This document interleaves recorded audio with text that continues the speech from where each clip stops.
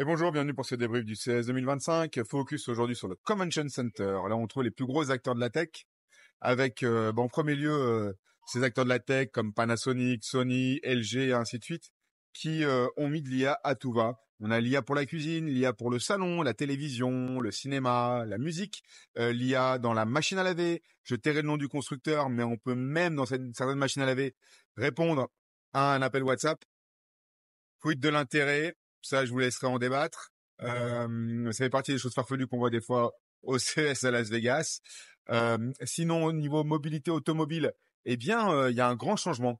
Il y a quelques années, on parlait du CES comme le nouveau salon de l'auto, où il fallait absolument venir. Et ben, c'est terminé. Les grands constructeurs ont déserté le CES. Il y en a encore quelques-uns quand même qui sont présents comme Honda, Hyundai ou encore BMW à moindre mesure. Mais c'est surtout la place aux nouveaux entrants qui viennent attaquer le marché américain, comme GWM ou Zeekr. On a Sony qui est revenu avec son véhicule Afeela, pas le prototype, mais la version finalisée de son véhicule qui est en précommande en Californie, moyennant un dépôt de $200. Sinon, ça reste assez terne sur la mobilité. Par contre, il y a énormément de choses en termes de mobilité sur le côté industriel, avec des tractopelles, des engins de chantier, ainsi de suite, tous autonomes, avec des bardés de capteurs et d'IA. On a aussi Waymo d'ailleurs sur le côté autonome qui est présent, mais ça reste assez pauvre en dehors de ce côté industriel. Il y a peut-être un vrai shift qui est en train de se passer ici au CES sur ce côté mobilité. Alors après, il y a vraiment, si on parle de mobilité, toutes les trottinettes diverses et variées sur la mobilité douce, ça, il y en a pléthore. On a même une trottinette qui fait spécialement pour la neige, avec des chenilles et ainsi de suite, assez dingue.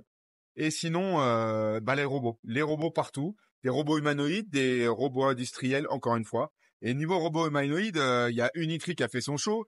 Alors, les robots sont pas autonomes, hein, ils sont télécommandés, mais ça fonctionne très bien et c'est assez impressionnant.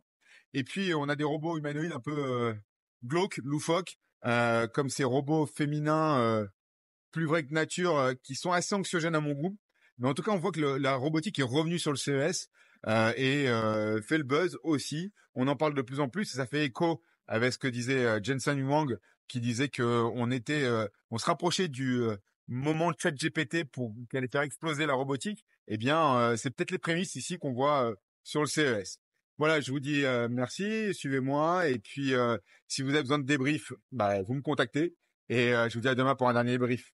Allez, ciao.